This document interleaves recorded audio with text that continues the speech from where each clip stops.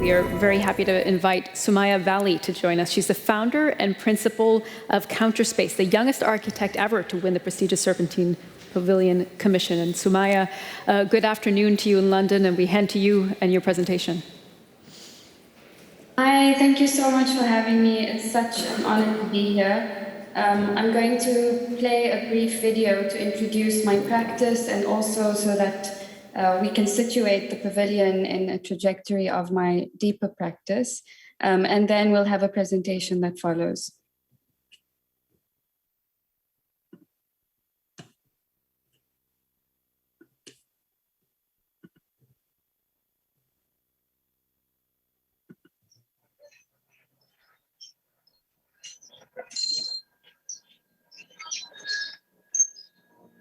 We need to ask ourselves if the world around us is being made in our image, and if it isn't, whose image is it being made of, and how do we start to make our own? When people are excluded or when stories are erased, it's a ravage of culture. A whole generation of thought that could have evolved out of that. My biggest inspiration is Joburg for all of its energy, all of its challenges, and all of its opportunities. The softness that there is in the quality of light, which I think is something really special about the city.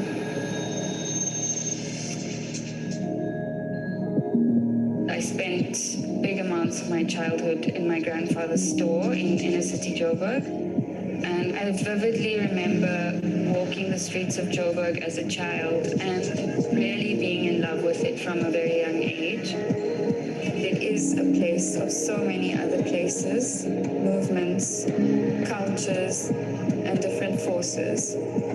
People have found ways to make the city home. I think it's a testament to how resilient people are. When we were invited to make a submission for the pavilion, I really wanted to reflect what someone like me from our context and from our part of the world could bring to this pavilion.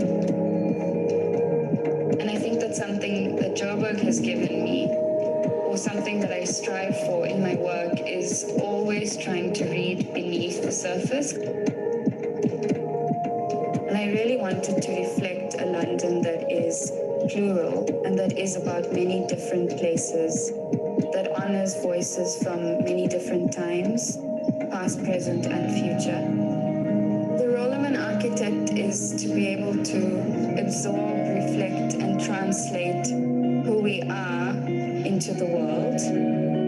We need to be able to listen deeply to these silences and whispers. There's a whole set of worlds that are waiting to happen inside of them. I often think about our identities and how different the world looks from different perspectives.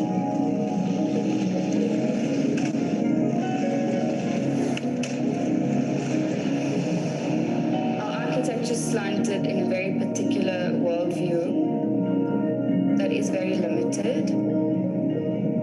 And so I think that understanding how our different ways of being manifest differently visually, and then starting to explore what that can mean for architecture. My ambitions around building are very much about reimagining structures so that they reflect who we are. And we need to do that now.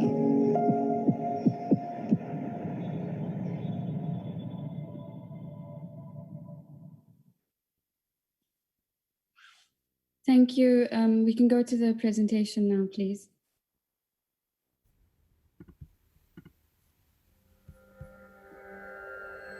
Intimate, incriminate, implicated architectures. In South Africa, the Natives Land Act of 1923 legislated on a broad front to regulate the presence of Africans in the urban areas. It gave local authorities the power to demarcate and establish African locations on the outskirts of white urban and industrial areas, and to determine access to and funding of these areas. This sedimented in legislation that blacks would live next to toxic areas, mine dumps, and industrial buffer zones in Joburg. On windy days, some townships are covered in yellow dust.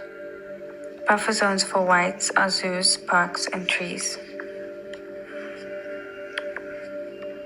Narratives of the apartheid city were shaped by and sustained by those who pioneered and promoted urban planning in South Africa, which developed a strong argument about South African architects' involvement in the creation of standardized housing for Africans.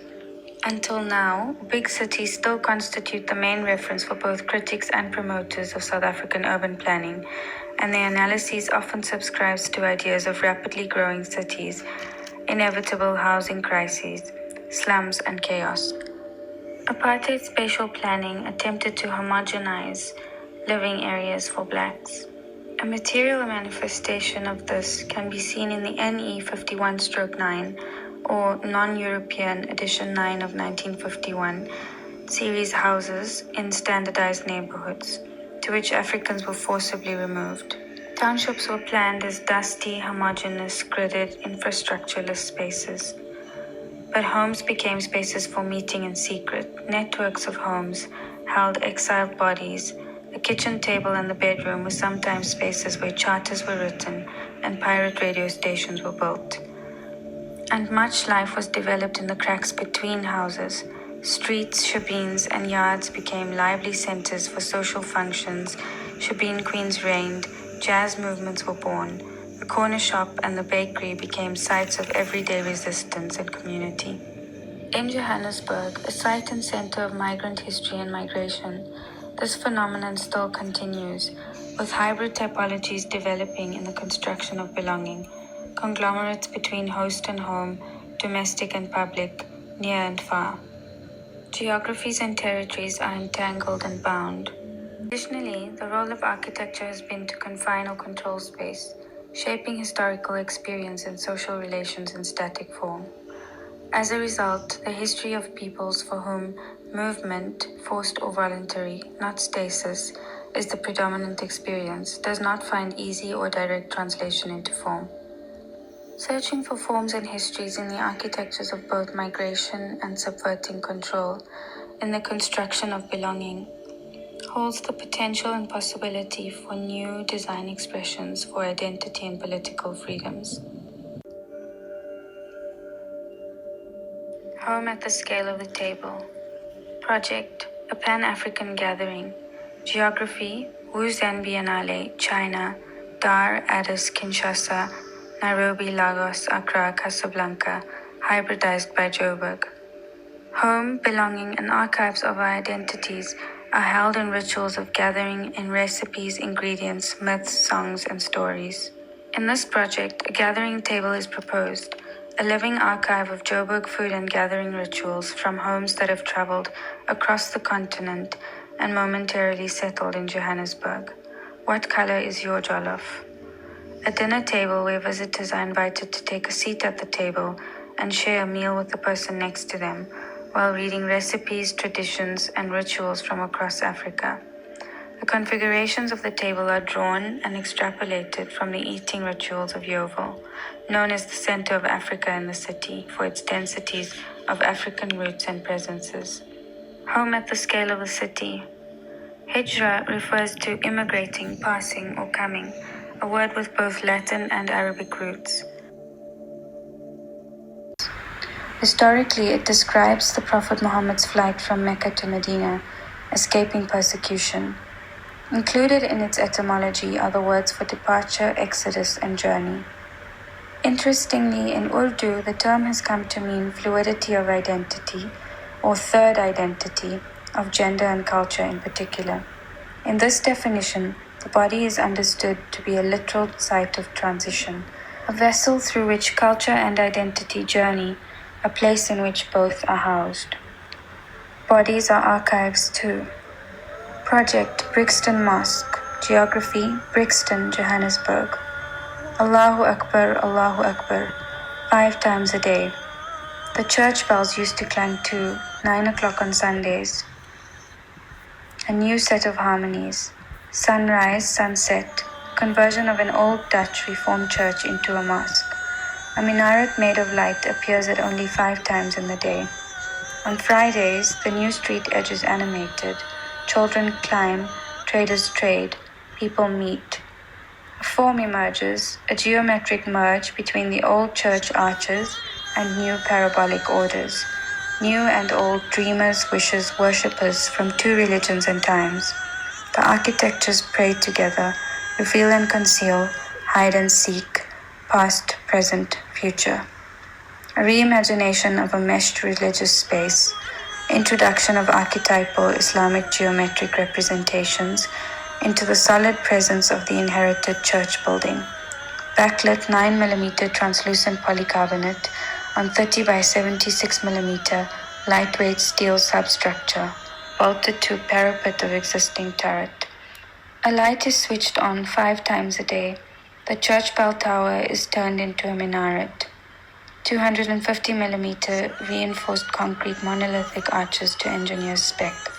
Translucent concrete colonnade, a second skin, a refuge from the street. Home at the scale of the border. Port, a space of crossing, of transition, of crossover. A highly programmed space, akin to an airport, where slippages of control, territory, and access have consequences that far exceed the port's actual geography. Crossings and controls of species, of things, of conditions. Project, Istanbul Biennial 2020. Geography, Istanbul. Recipes installed in shop fronts and markets in Cairo and Casablanca. The granular content of soil, the molded clay of a fluted utensil, the earth of a communal bakery, and the dasturkhan. Climate change and shifting sands, shifting borders. Material and ingredients, the stuff of the earth, and their legacies of hybridization, uproot, movement, and endangerment are an evolving archive of our own stories. Fragments of data, hard and soft, trace the shifting of species, geographies, and practices. A periodic table of land and sea, excavating and underlining potential histories, potential futures. Khushari, the national dish of Egypt, has its roots in kitchery, a rural North Indian dish brought to Egypt by homesick Indian soldiers of the British Raj, carrying lentils in their pockets. Active leftovers, quiet histories, silent sovereignties, gradated empires, new categorizations, ecological shifts, carceral atlases of colony politics and resistance, the deep fault lines of control and moments of insurgence. These folding architectures containing cultural recipes and histories of movement are installed in everyday use in Cairo and Casablanca. A sandwich wrapper, a falafel house shop window poster, a tablecloth in the central market for fast break. Home at the scale of the cosmos. Sangomas, highly respected healers among the Zulu people of South Africa, who diagnose, prescribe, and perform ritual to heal a person physically, mentally, emotionally, and spiritually. Johannesburg 2020. Connect with your ancestors advertisements by some Sangomas. Facebook and WhatsApp consultations and treatments. Divination, healing physical, emotional, and spiritual illnesses, directing birth or death rituals, finding lost cattle, protecting warriors, counteracting witchcraft, and narrating the history, cosmology, and myths of their tradition. Traditional healers are consulted by 60% of South Africa. Claim heritages, reconfigure and uncover histories, fuse places, times, geopolitics, and geopoetics. Project Johannesburg Lasts. Dating back to the beginnings of Joburg, Mai is a traditional spiritual homestead in the city, a refuge for laborers from rural areas who make transient homes in the city. This interactive web-based platform allows readers to trace the deep histories of influences and elements of life at Mai. Observed in mining and historical remnants found to the west of the city, this drawing begins with a land register of ground radioactivity in the village main mine area, traveling north through the city's groundwater and reaching the roots of nearby Mpepu plantation. Burning of the crop some weeks later, the effects of the Mpepu herb are altered and augmented. A spiritual network mutates. The frequency of millions of voices, messages, and invocations, accessible through a small portal in Jeppestown, Johannesburg. Project traces a speculative anomaly, partly real and partly imagined, through Kolwa's Enterprise, a micro radio station on the fringes of Kwamamai. She has acquired the ability to tap into the supernatural communication network using a massive transistor radio set up on the roof of her shop, and regularly holds programming of various selected contributions made by people on the other side of Joburg. Like her, there are several other network channels in the area, adverts of offerings pasted to every visible concrete bin, billboard, or electrical distribution box. Through this event and its resultant economies, the presence of Joburg's remains are seen as perpetual, continuous, lasting, haunting, a reminder of histories and legacies surfacing in everyday Joburg life and belonging. A reminder of the meteorite that struck the city, forming its gold 2 billion years ago, and of severed ancestral ties, entanglements of place, empire, and extraction. Home at the scale of the table, the city, the border, the cosmos. London, a gathering of structures entangled in the contemporary ways in which people have made the city a place to take hold in, and a place in which to be held. Endangered and erased spaces of belonging. The Mangrove, the unofficial headquarters of the Notting Hill Carnival. The Centerprise Publishing House, a home for community publishing and events. Four Aces Club in Dalston, the first venue to play black music in Britain. Thousands of corner shops, hundreds of salons, multitudes of porch steps for neighborliness. An iftar in the street to remember those who were lost in the Grenfell fire. Places for the expression and configuration of identity, place, and belonging. Histories are always present. Geographies and territories are entangled and bound.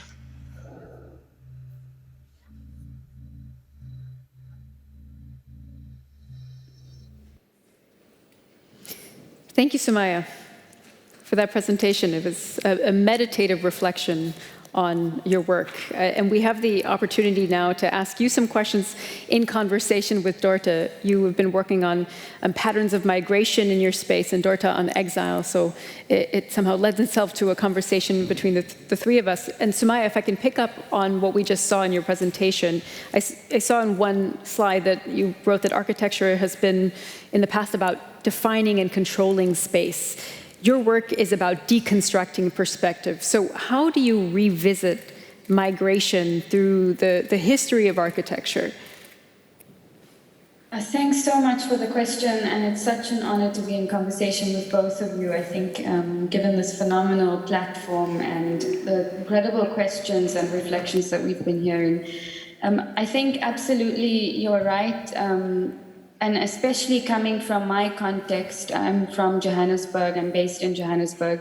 I have an awareness, or a specific architectural awareness around how segregated the city is and how much it was planned for segregation. And so I think that having that understanding of how segregated the city is through architecture, that architecture's become weaponized almost in how it separates people and how it's used in the urban landscape.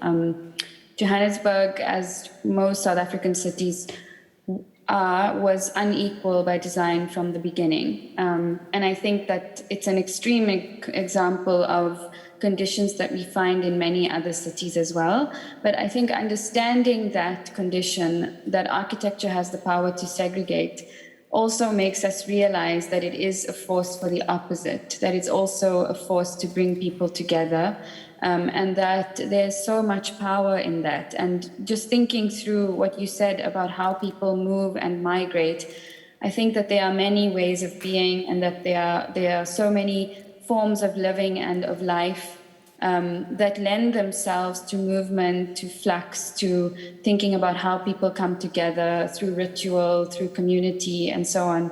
And architecture also holds space for all of those functions as well. It's just that for the most part, I think so much of our built fabric has become formalized around a particular worldview, or to a degree that we've forgotten that. And so a big part of what my practice is advocating for is finding ways to learn from those different ways of being, and finding ways to recenter architecture around things that are much more open, or ways of being that are much more about togetherness and gathering than they are about separating.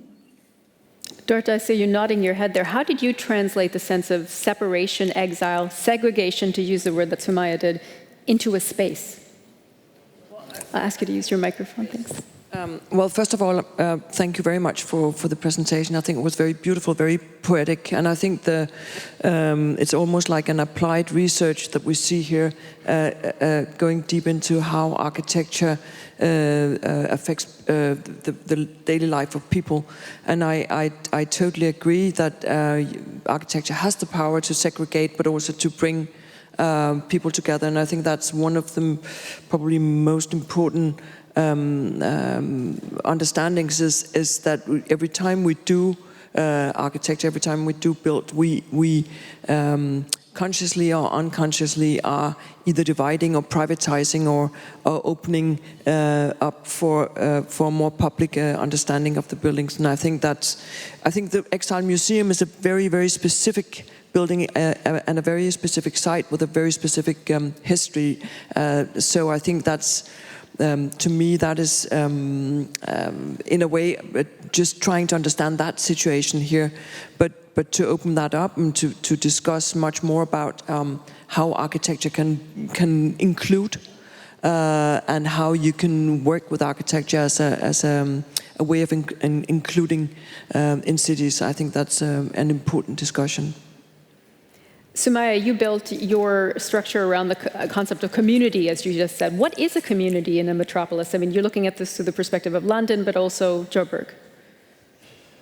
Yeah, I think even in my own architectural practice, it's a term that I find quite contentious to use, because there are so many different communities, and I think that we often imagine the word community as a kind of overarching benevolent term, but communities, like many dynamic structures and ecologies, also have lots of tensions and pluralities within them. So that's a really great question that you're asking, what is a community? I think in the case of the pavilion structure, I worked with thinking about many different histories of migrations, and then I looked in particular at spaces that were important in moments of migration, in bringing people together. So in the ways that people found ways to establish belonging and the beginnings of community in a new city. For example, some of the first mosques, African churches, synagogues, temples, but then also markets that hold ingredients that are important to people's recipes, and informal gatherings on the street where people came together for protest or for carnival or to celebrate a cultural festivity and so on. And I worked with those moments as moments of community, and then worked with trying to interpret and translate the architectural gestures of gathering in those, and thinking about how architecture was facilitating people to come together, whether it was through the provision of a broad enough sidewalk space or a set of structures that people could sit on or gather at. So I think that I don't know that I have an answer to the question, what is community, because there are, of course, many, but I think that the way that I'm working with the term is thinking about a group of people who gather to identify around some common ground or for some common purpose. And of course, I think it's important to acknowledge that there are many different forms of community and many different forms of public. Coming together has been made more difficult, as we know, over the last year and a half. So, Dorta, I'd like to ask you, how have the events of the last year and a half changed your vision and the original vision you had for the museum, and also maybe more broadly in your work? Well, I'm kind of a skeptic in I'm kind of skeptic when we discuss cities and discuss whether the gathering places is not necessary anymore, or whether we should. I do think that the pandemic has somehow showed us how important public space actually is, and how we need to be much more careful in shaping public space and to make it inclusive, but not necessarily to program it or to brief it as a space for a certain function, but actually to, I think what Sumayaa is saying about understanding the means that you can use to actually bring people together, or just to make public space livable. So I think for the Exile Museum, what we do is to open up the roof terrace and to make a kind of open park up there, and then of course that's a public space. We always try to do that every time we do a building, is to say, can we create some kind of public space which is outside the payment zone or the border. But I think the cities you need to be much more aware now that the cities we create really needs not just space, but public space and of course green space. I was just in Athens recently, and which is one of the cities in Europe that has the least public space, and on top of that, it is a really hot city too, and I think that's kind of almost at a breaking point, you could say. And I think there's lots of cities around the world that really is reaching that edge, because public space is kind of is totally lacking. Yeah. Sumayaa, I'd put the same question to you and add, I read that you said that you believe the racial justice protests that swept the world could make people more receptive to your work as well. What did you mean by that? Yeah, I just also want to agree with what Dorothea is saying. I think that I absolutely believe in the power of architecture, and I think, if anything, this time that we've had in isolation and with screens, of course, it's enabled so much that we can hold on to. But I think, if anything, for me, it's really heightened the power of physical space and the need for us to think about spaces differently and more equitably. What I meant by that statement is, I think that the intent and the design that I had for this project has been the same before and after COVID, and during COVID as well. But I think that there are many moments that we've had in the last year, the pandemic being one of them, that heightened for so many people the inequities in cities. And also the rupture that we had around the BLM movement, questions around how institutions are functioning and what their roles are in cities. All of those things, I think, kind of sharpened and amplified for me the intent of the project. And I hope that because we're becoming more awake and alive to these issues, that it is an opportunity for these messages embedded within the project about how we can honor voices of difference, and how we can also work to evolve community and belonging for people and start to include them into our architectural lexicon. I hope that that can be heard more deeply, because we're able to see now very viscerally the effects of unequal city planning and unjust city making as well. Embedded in your practice, Dorota, just to pick up on what Sumayaa was just saying, you are focusing, you said the Exile Museum obviously is a very specific project with a specific goal. You're focusing on stories of exile also in the lead up to the Second World War. How do you connect that in a space to current stories of exile and migration visually? I think that we're trying to avoid symbolism, I think, in some ways, and what we try to do is to create a sensuous experience, which is not intellectual. It's much more about experiencing with your body the uncertainty and the spatial experience of being not belonging or not having a home. And I think it's what Sumayaa is showing is also that home can be many things. It can be tiny constructions around you, but to have the physical experience of being homeless, I think is very different than not having a home. So that's what we try to do with the architecture, but with avoiding kind of a symbolic way of understanding exile. You said in your presentation you hope to create a space for some magical elements and unexpected elements as well. What would those be?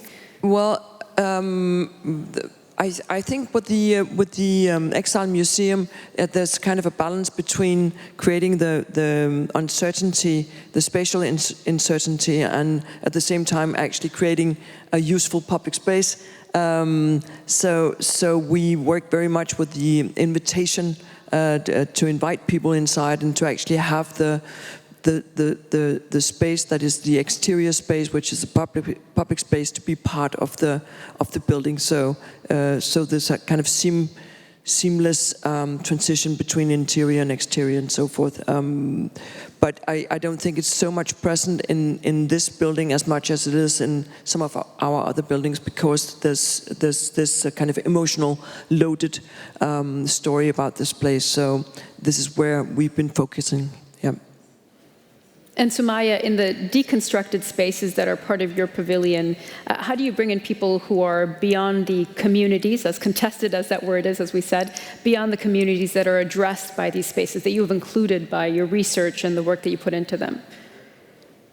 So on the one hand, there are these fragments of the pavilion that are located in community arts institutions that have been integral to the formation of the pavilion. So I think out of a list of about 52 places that I worked with drawing on and translating the generosity of, we've developed more meaningful relationships with 4 of those places, and there are fragments of the pavilion located in these neighborhoods, which are now becoming sustained collaborations, hopefully, between myself, the Serpentine, and these partner institutions, and then by extension, of course, all of the neighborhoods and the actors involved in those spaces as well. One of them, for example, embarking in Dagenham, which builds on an existing relationship that the Serpentine has had with the municipality over the last 10 years, is going to become a hub for a radio station, which is launching in September. And there are in the same way, the other 3 also function similarly. But I've also had the opportunity to, over this last year, set up a fellowship program with the Serpentine called Support Structures for Support Structures, which is working to support artists at the intersection of art and social justice, art and ecology, and art and climate change. And more than just through funding, we're also looking to develop a network between and among these artists and to mobilize resources within the Serpentine, like access to mentorships and access to skills development. And I think my hope is that through this, that we really start to build and generate networks and bodies of knowledge that are coming from places of difference in the arts. And so I think that, to answer your question, we need to be able to function on many different levels in the realm of physical architecture, but also, I think, reflecting on this moment of the pandemic and so on, we also need to think about how intangible structures are perpetuated in physical structures more deeply, and how we as architects can start to intervene in all of those realms. What do you think of that, Dorte? How intangible structures can be made into tangible structures in architecture? I don't understand the question. Could you repeat it? Well, Sumayaa was just saying, bringing intangible structures into your tangible work as an architect. How do you reflect that in your work when you go about your process of design?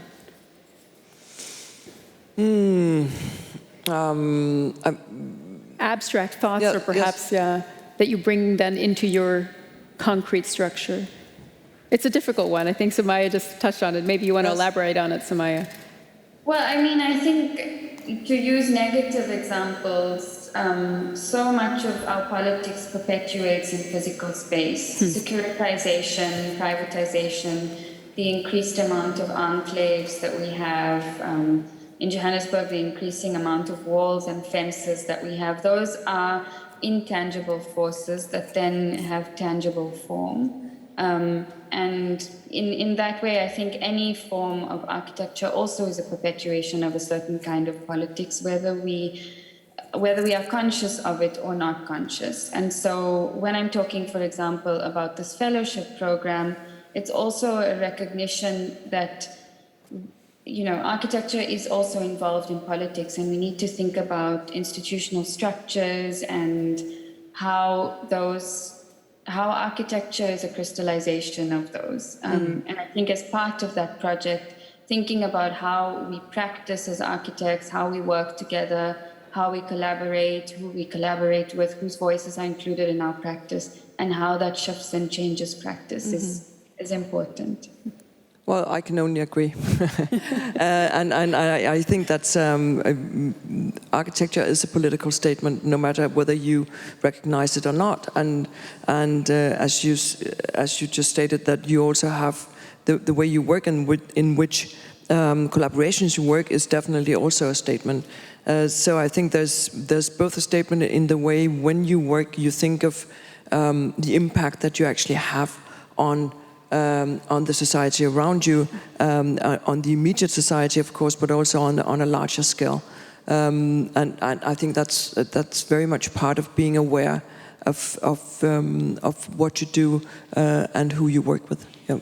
And I should ask before we wrap up our dialogue, when can we see the Exile Museum here in Berlin in person? Well, hopefully in a short while. Well, hopefully in the right, about 2 years. We're hoping 2 to 3. Yeah. Looking forward to it. Sumayaa, Dorte, thank you very much both for your presentations and your time. Thank you.